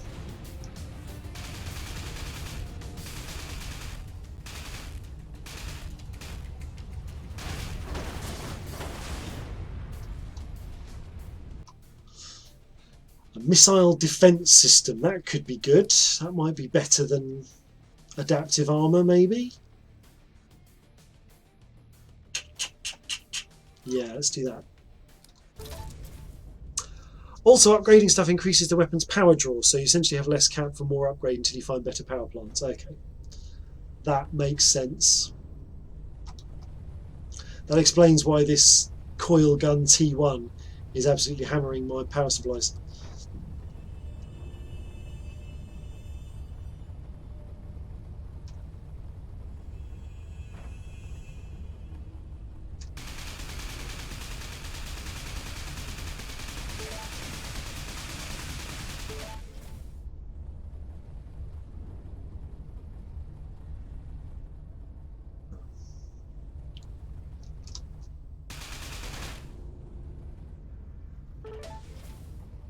Oh, 6,666 credits. That's got to be the number of a very large beast.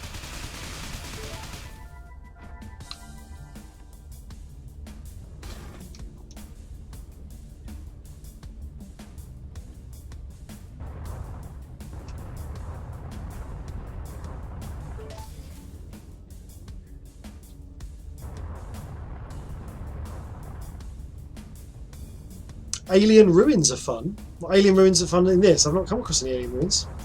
So yeah, that was one of the things I was going to talk about, is the fact that this game has a really rich back history of factions and characters and places and corporations. I mean, there's all these. Look at all these different organisations that are supposedly in the world of the game.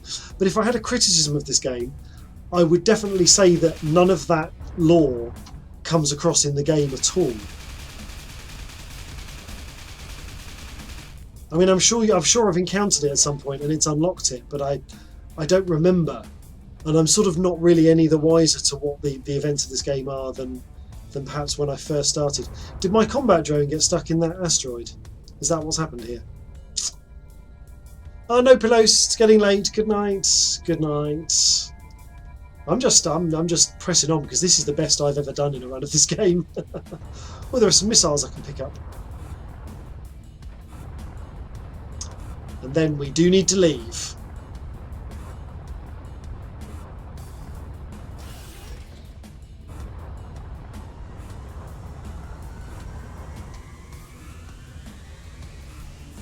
Here we go. Yeah, you get a little glimpse of the backstory every now and again from the narrator and ship. I think that's the thing. They do comment on it like once, and then don't comment on it again. So I think I find it quite hard to remember. And sometimes they comment on things which they obviously think I've seen, but maybe I haven't.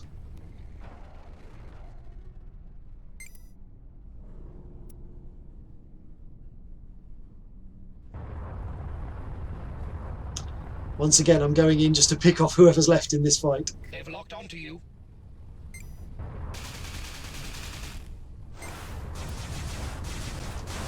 Oops.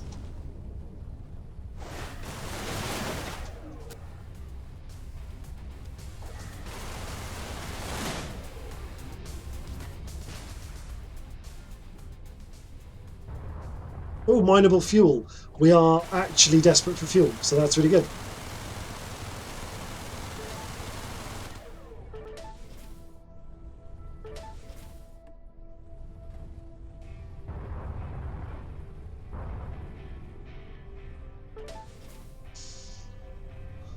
Yes, right, so this is in the middle of some sort of field, which I think if I get struck by lightning will drain my fuel, drain my shields.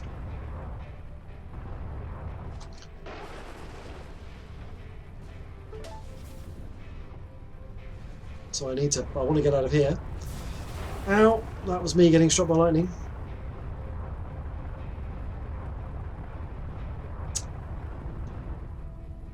Now I might just need to repair my hull. Can I repair my weapon systems yet? No, I still can't. Still haven't picked up any processors. It drains shields and charges. Oh, charges the capacitor, does it? Interesting. Let's just load up on plasma.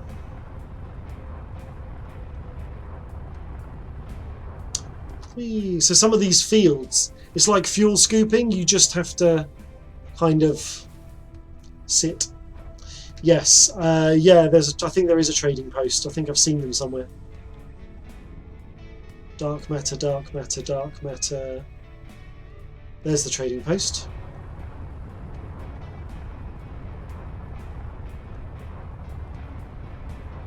Which it doesn't say it's a trading post. It just says it's a supplies ship. No, looks like they're not open for business. That's a shame.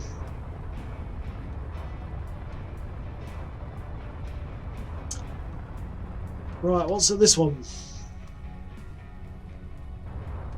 Come on, scanner, resolve some stuff for me. There's a secure lockbox. Oh, I've got an access key now.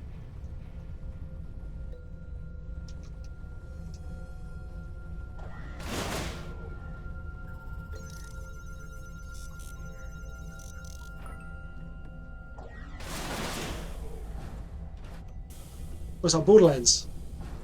The core density creates a stronger gravitational pull with proximity. Be aware of this on approach, unless you want to experience being turned inside out. Nice mental image, thanks.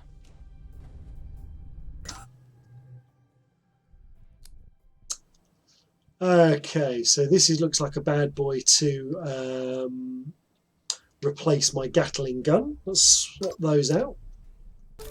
Yes. What else have we got? Now, has that used up? Has that used up my one access key, or do I still have it? Everybody gets one. That's a shame. Well, I suppose there's another box here somewhere. There it is.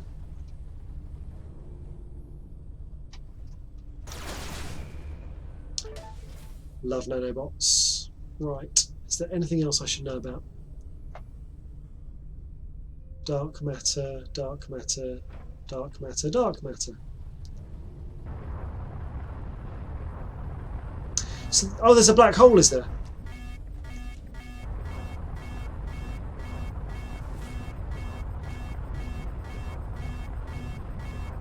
Should I leave?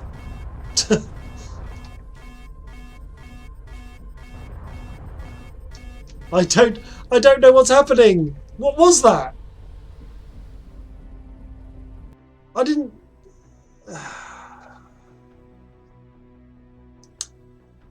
Yeah. I mean, that's kind of the thing with this game, is just if I do have frustration with the design of this game, it's that when you come across a new thing that is going to kill you, it will kill you before you know what it is. Like when you come across a new type of ship, or when you come across a new type of enemy, like the first time you meet it, that is just game over, and then you need to kind of get back to that point, and you need to basically learn to cope with the thing that killed you last time. It's like the old adage about you sort of learn to fight the war that you just fought. It doesn't actually help you prepare for the next one. It's kind of like that. So I'm gonna, having then basically died on that run, I am going to summarise my thoughts maybe about Everspace. I think it's a really great game. I think it's really nice and it's really fun and it's worth playing.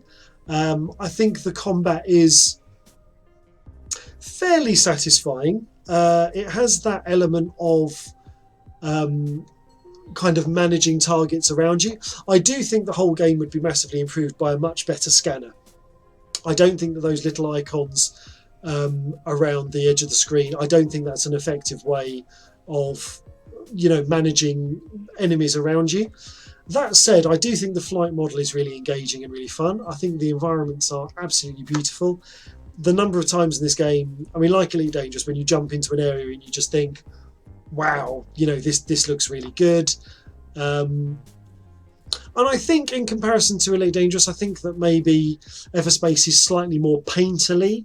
Like, it's not just that the environment that you jump into is an attractive environment. It's that every now and again you catch a certain camera angle of just the light filtering through the an asteroid or something that actually just kind of makes you step back a moment.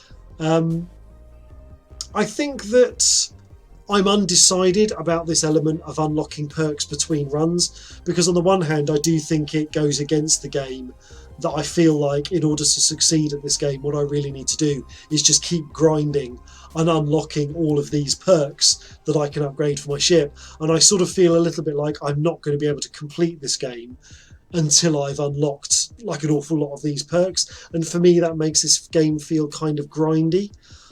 I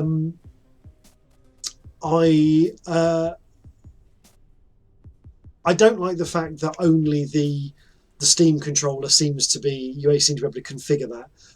I think it's a real shame that this game has controller support and that it's very, very hard to configure the controls. And what I do like, as I've said in the stream, I do really like that thing of flying inside objects, flying around wrecked ships or flying inside a massive hollow asteroid. There's an element of descent about it, which has you kind of exploring these objects. And I do also really like the way that, because your scanner is quite ineffective, certainly early on in the game, I like the fact that the game encourages you to fly around each sector and really get up close and personal with each of the objects in order to explore them for resources and really find out what's going on. Looking at it from a Lave Radio point of view, because that obviously is why I'm presenting it to you tonight, the huge question in my head is why you would play this game alongside Elite Dangerous. I think that Everspace is a very different pace to Elite Dangerous. If you want to get in and do some arcade style shooting, I think that Everspace is really good. But I sort of feel like if you've got Elite Dangerous and you're in the mood to just go and do some shooting, you would go and find like a res site, or you would go and find a combat zone, or you would play CQC and you would just dump in and do some shooting. So I sort of feel like it doesn't necessarily offer that over Elite Dangerous. In terms of exploration, I do think this game is really interesting in terms of getting you to fly around each of these sectors and, as I say, looking at each of these objects. That said, there is no persistency to your exploration, and it sort of feels on a much smaller scale, whereas obviously Elite Dangerous has you jumping across, into areas of space that potentially no other player has ever even been to. So the rewards for exploration in Elite Dangerous feel a bit higher. I think the thing that this game offers over Elite Dangerous, which is perhaps strongest, is maybe the plot that comes out of it. I mean, a roguelite game, they're not always necessarily strong for their plot, but I do like the fact that this game is gradually unlocking the backstory for my character. And one of the things that we didn't cover about this is because this is a game about dying over and over again, the game reveals quite early on that you are a clone, and every time you die, you start a new mission as one of your clones. And they actually bring the fact that you keep being cloned in as that is the plot of Everspace. You are, there is some sort of backstory to your cloning. So I do think that for those people who were looking in Elite Dangerous for maybe a stronger single player story element, I do think Everspace offers that. I think there is a story here to be found, and it feels like you are taking part in a linear narrative, very much in a way that Elite Dangerous doesn't. And I think that has pluses and negatives. I think if you're looking for that kind of single player story, then I think Everspace will offer it. But if you're someone that likes the bigger, more emergent, more player-driven plot that Elite Dangerous offers, Everspace isn't going to give you that. Everspace is very much, you are shooting, looting resources and crafting, and you are gradually being told a story by the designers. Commander Witherspoon is asking, what is the flight model like? Does it feel like flying a spaceship? Yes, it does. It feels like, it's very, if you've played Freelancer, it feels like Freelancer. It does feel like flying a spaceship, but it feels like flying a spaceship through water, in the sense that you have to hold the forward button down to keep flying. There is no throttle that you can set. You have like an afterburner, like a boost, so you can fly faster. But essentially, if you take your hands off all the controls, you will stop. And I have to say, the thing that I miss most about the flight model in Everspace, again, is a hangover from Elite Dangerous. I really miss being able to turn off flight assist. It's kind of frustrating not being able to, just kind of turn off flight assist and kind of bend around objects. You sort of feel like you always have to be thrusting in a particular direction in order to go anywhere. Having said that, and I agree with Space Lenin, it is an arcadey flight model, and it is very reminiscent of something like Descent. If you ever played Descent, it's very much along those lines. I enjoy it. I don't think it's as properly Newtonian as something like Elite Dangerous, but it does have its own appeal. It's not horrible to fly. That said, if you go into it, and like I say, if you play with a controller, you may find that the flight controls are horrible. I do recommend mouse and keyboard for this game based on how it currently works. Now, the thing that I would really like to see for this game, because it does have VR support, but obviously because lots of us in the Elite Dangerous community do have ED trackers, I would like to see support in this game for open track and support for some third-party head trackers, because I'd love to be able to use my ED tracker with this game. And I do think that some of the failures of the game in terms of not managing, like the scanner, because actually you realise suddenly how good the scanner in Elite Dangerous is and how quickly you're able to look at that and work out where things are around you. I think in Everspace it's very hard sometimes to keep track of those little radar things that pop up. And actually I think the ability to do head look, there is a keyboard modifier for doing look around, but essentially because I'm using the mouse to look around anyway, what is free look going to give me with the mouse that I can't already do with the ship? But I'd really like it if we could get some ED tracker support in here.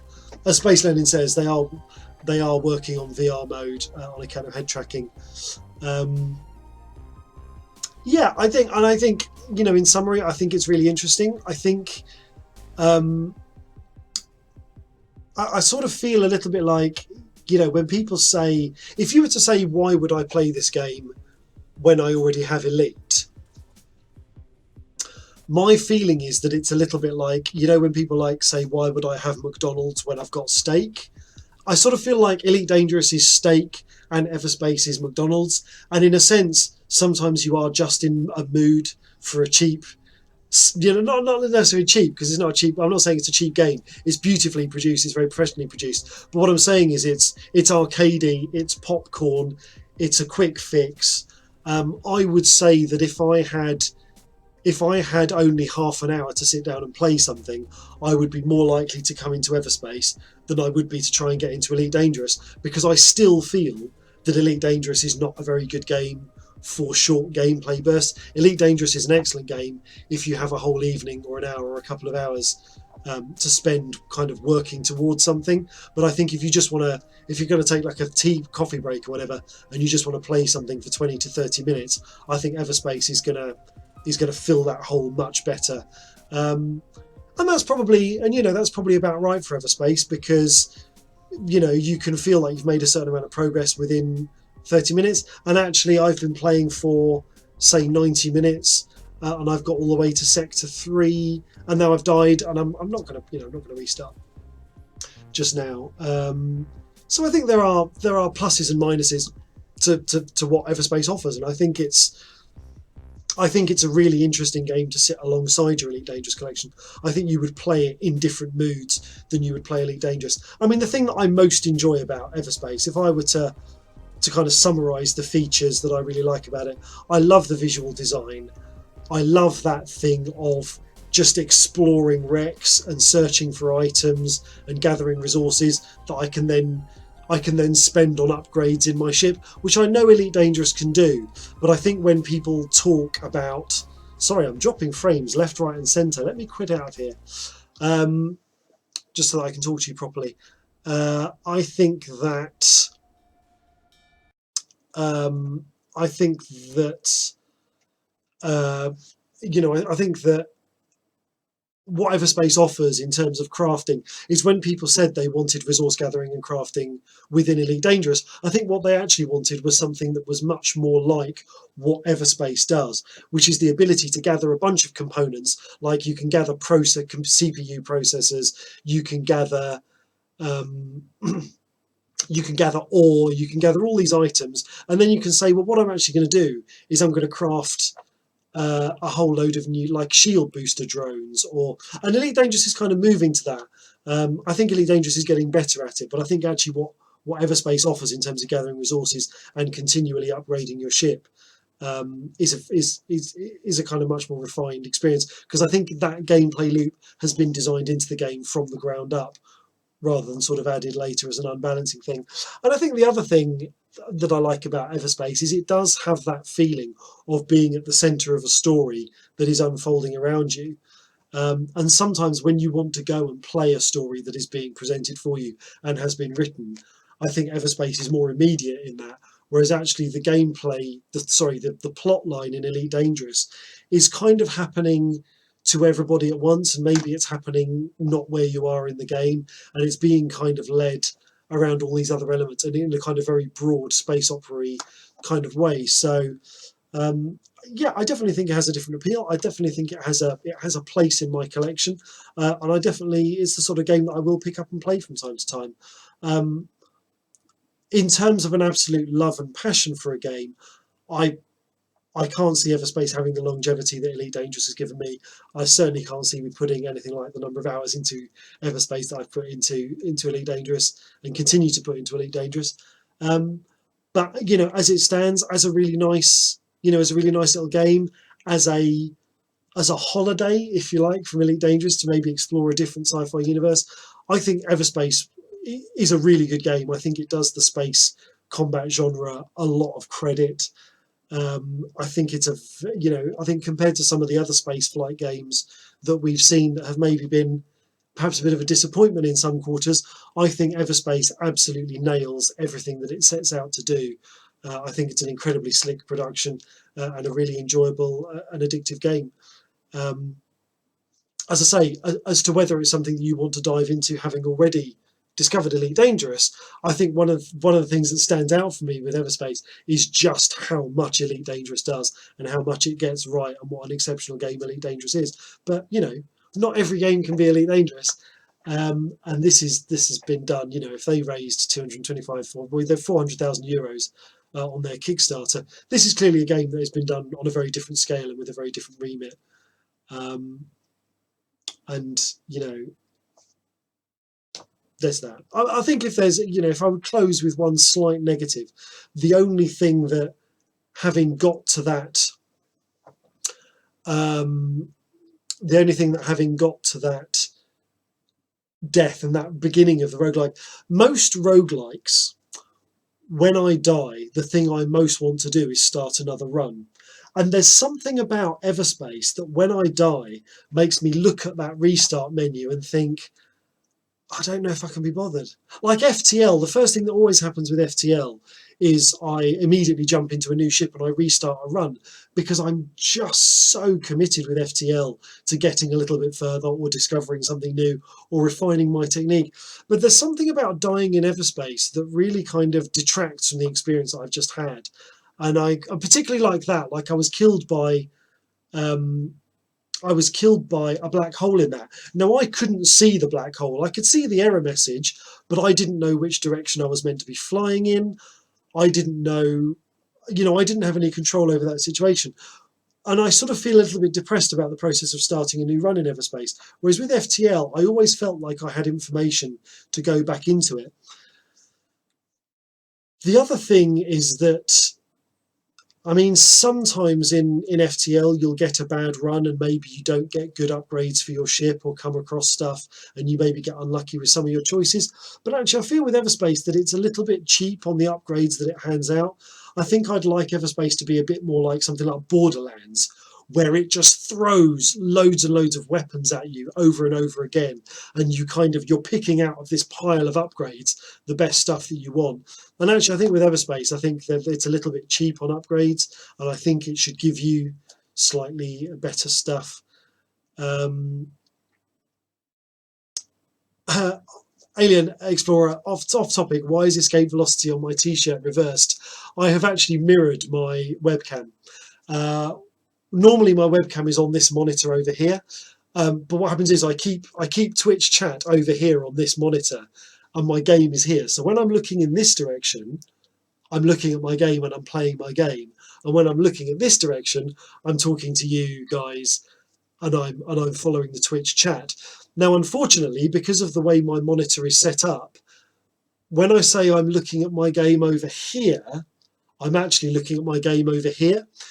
So I've actually mirrored the webcam so that when I turn back to my game, that's the direction I'm facing in. And because I have my webcam in the bottom right, it makes sense to reverse it so that when I'm looking this way, you guys see me looking up at the game. When it's not mirrored, it just kind of looks a bit wrong. It looks like I'm looking off to the side of the screen when actually the game is over here. So that's just a little thing. So yes, it does say escape velocity, but it says escape velocity backwards. Bush Ranger, hello, welcome to the stream. Yeah, Alien Explorer, you say you often restart in games trying to get the perfect game. I think sometimes you do know when you're having a bad run, and you do think sometimes it's good to just cancel it and restart. Something like Dungeon of the Endless is a really good example of that, because I do find that with Dungeon of the Endless, sometimes you just know it's going horribly wrong.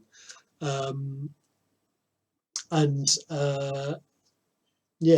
Now, what's really interesting is, in talking about dropping frames on this game, my CPU is actually showing 25%, and I'm not even running anything.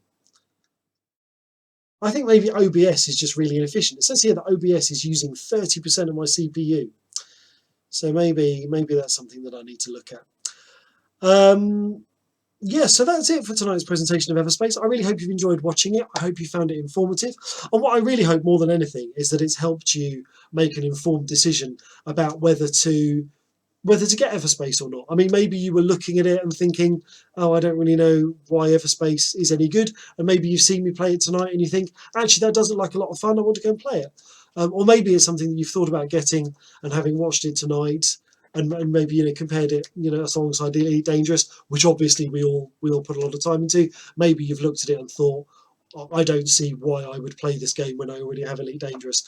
And that is what I have set out to do tonight. So I hope you've appreciated it.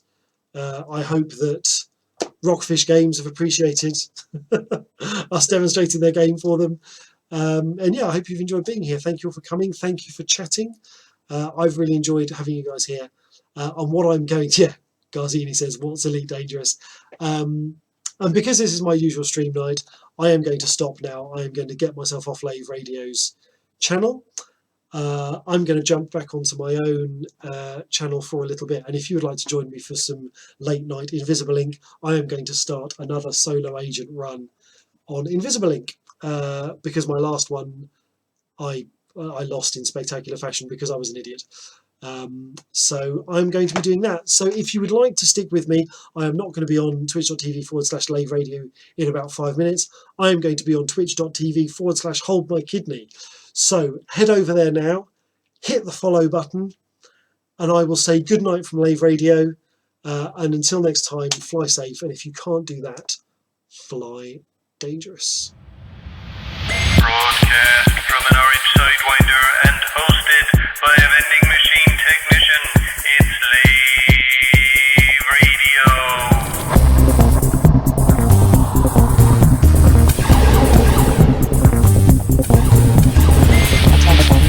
Attention. Would you like to rework, rate, or read? Would you like to do so?